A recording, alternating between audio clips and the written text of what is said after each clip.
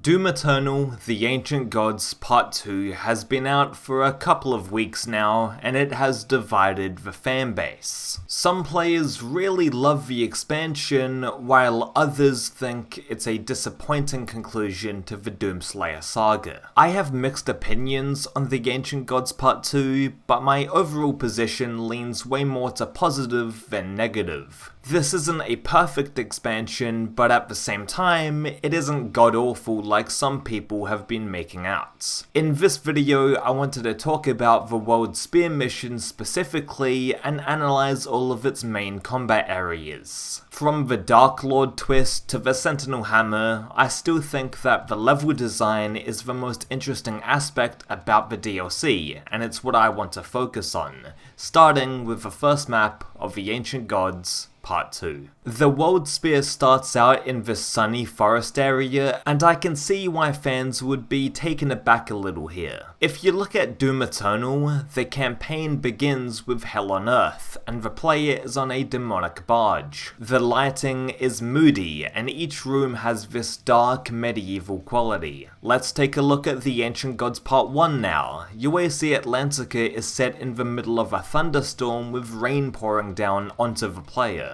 This looks oppressive, and even though Hell on Earth and UAC Atlantica have different aesthetics, they both share a moody tone. With DLC 2, the first level looks like a brisk walk in the park by comparison. This isn't inherently a bad thing, and I even appreciate that id Software went with a different approach to the opening level, but I understand how people felt some whiplash coming into the expansion. The Ancient Gods Part 2 is your reward for overcoming the challenges of DLC 1, and it is the Return of the Jedi of these new Doom games. The first main combat encounter of the level includes the Screecher, along with some imps, carcasses, cacodemons, and Hell Knights. This is a pretty solid introduction to the Screecher, even though I think he should have had a brand new model. The combat is nothing too difficult and eases players into the Doom Eternal experience again, which I like. I will say that the arena seems to be a little too big, but I think that's intentionally designed like that to give players a ton of room to maneuver away from the Screechers. This isn't supposed to be a brutal fight after all. By the way, I love the addition of the carcasses in this battle, as they are pesky demons that you want to blood punch straight away, but that punch might harm the Screechers and then everyone becomes buffed. Overall, this is a good opening battle. The variety of pressure units, airborne demons, and obviously the Screecher makes this encounter interesting.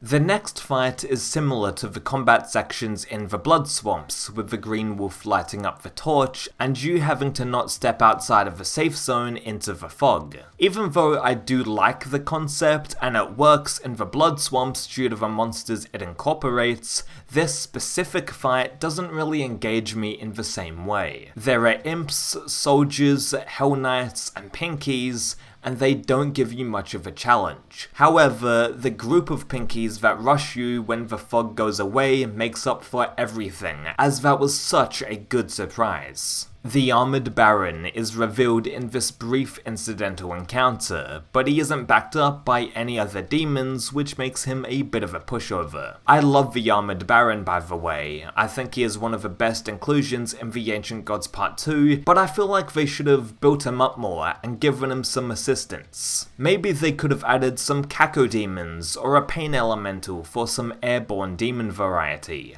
Either way, the Armored Baron is a great addition to the roster, and he proves that retooled enemies can be just as good as brand new monsters. The next arena fight, with the Arachnotrons, Armored Baron, Cybermancubi, and the Imp Rush finale, is the first miss for me. I love the giant tentacle that pops out at the start, and I think it works even better here than in the Blood Swamps level. However, the arena is just too flat for me, even though it has the meat hook grapple point and everything. The Armored Baron works, however, this time because he is surrounded by other monsters, making him more dangerous compared to by himself. The enemy placement is pretty good for the most part, but the Imp Rush is a very underwhelming ending to the fight. I do get the reason why these Imp Rushes happen though, because this DLC is supposed to let the player loose and just have fun with fodder demons. There is yet another Imp Rush encounter, but this time there's a couple of whiplashes to help. The arena is again too flat, so it's not that fun to traverse, and there aren't any strong, heavy demons on the battlefield. Maybe they could have added a hidden buff totem or something else to make the encounter more engaging. That's my main criticism of the Ancient Gods Part 2. I think the main skate park arenas are pretty damn good, but the focus of this expansion is on the incidental combat encounters, and there are quite a few that don't engage the player enough. I don't believe it's a matter of the Ancient Gods Part 2 being too easy, but rather it lacks more creative, incidental combat puzzles. Again, the actual arena fights are solid all the way through. Moving on to the first Toxic Waste section of the Ancient Gods Part 2. I like the idea of having to fight inside of a confined space with the Screecher and heavy pressure units, but 3 Hell Knights? A better instance of this gimmick is with the Marauder Toxic Waste fight in the Super Gore Nest Master level, but I also understand why they wouldn't want to recreate that battle in the very first level of an expansion. This fight is a bit on the easy side, but it's actually one of the highlights of the DLC, and is still an example of a good creative incidental combat zone. The toxic floor is a good idea, and I wish that it was brought back more in the expansion. Oh god, the purple goo that I have defended in the past is back, and it's not implemented that well in my opinion. This combat zone could have been great if the purple goo was placed in small doses like how it is in Art Complex, so getting stuck in it was punishment for bad traversal. With this fight, the player is being forced to walk in it as they are killing the mancubi and zombie men that spawn. I know that you can meat hook out of the sludge and just kill the demons in the damaging fog, but newer players aren't probably going to think of that. The demon placement is strange as well, since the horde of zombies doesn't pose a threat at all, and there are only 2 mancubi that spawn in after. Maybe the mancubi should have been replaced with 1 marauder, and there should have been little pools of purple sludge so that if you move incorrectly and get stuck, you're pretty much fucked, and that's the player's fault. I respected Software for trying out new ways of using the purple sludge. I mean, feel free to experiment, and to be fair, it is implemented way better in the following levels, especially in regards to platforming. I think they nailed the platforming in the Ancient Gods Part 2, and it probably has the best traversal puzzles in Doom Eternal yet. I get that the designers wanted to include easier set pieces for players to go nuts in, since this DLC is the grand finale and everything, but 4 Cyber Mancubi in a large arena with an Onslaught power-up at your disposal isn't really inventive. After this encounter, there's more imps to take care of, and that's it. Maybe if there was a tyrant to take down using Onslaught or something, using the power-up would feel much more satisfying. By the way, I'm offering these alternatives just as a way to be constructive.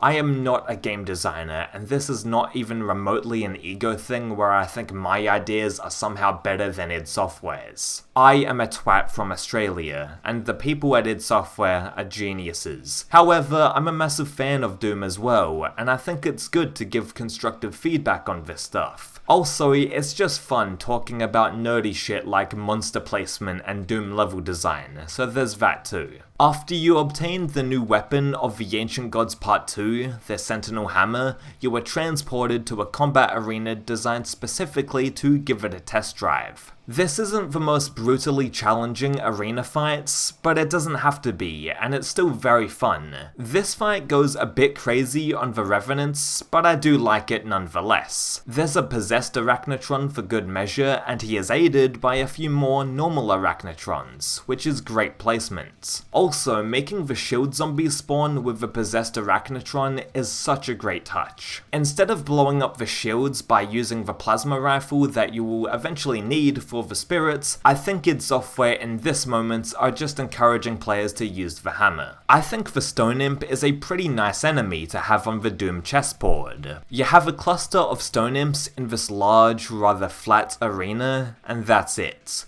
No other heavy demons come and assist the Stone Imps, and that's a shame. Maybe there could have been some Kaku demons in the sky to give the player some issues from above, so then the Stone Imps have an opportunity to attack you on the ground level. I'm not sure if that's a decent idea. I'm not a game designer, so please give me your thoughts in the comments below. Alright, so we're out of the forest setting and into the snow biome, and all of these upcoming combat encounters are very good. Even though this arena doesn't offer that much verticality for the player besides a meat hook grapple point and some jump pads, this fight is great. I love the specters and stone imps blending in with the snow, and I think this combat encounter has a good pace to it. The fight gradually builds up and becomes more hectic, ending off with another Armored Baron showdown. Good arena, good idea with the specters and stone imps, and this encounter provides solid action. I've noticed that the Ancient Gods Part 2 seems to have much more gimmicky, fun combat encounters,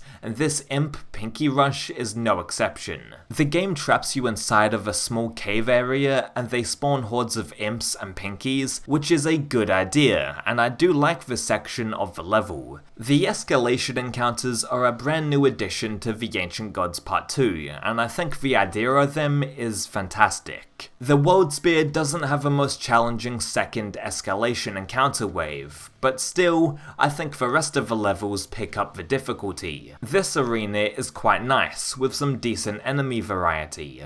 I love the snow backdrop in general, and there is some good progression in the fights. The second, more difficult escalation encounter is not that much of a step up for me, and I think these should have been way harder overall. The second encounter is optional and designed for hardcore players, so they should have accommodated for their skill level and provided some more challenge. Sure, there's a couple of archviles in the second fight, but they aren't backed up by another dangerous monster. Still though, both of these escalation encounters aren't bad by any stretch, and they are probably the highlight of this first level. Even though the Bloodmakers are one of the most annoying enemies in the game, I do like this combat encounter with the Bloodmakers and the Prowlers. Having two elusive demons is a pain in the ass, but in a good way, and when you finally take out both enemy types, it's a great feeling to have. The space is rather contained, so you need to move out of the way efficiently or else you'll be ambushed by the demons. This is good, and it makes great use out of these two specific enemy types. The rest of the level consists of some rather light incidental combat areas and really fun platforming sections. I generally like the Ancient Gods Part 2, even though it has some issues, and one of the aspects that they improved a lot was the platforming.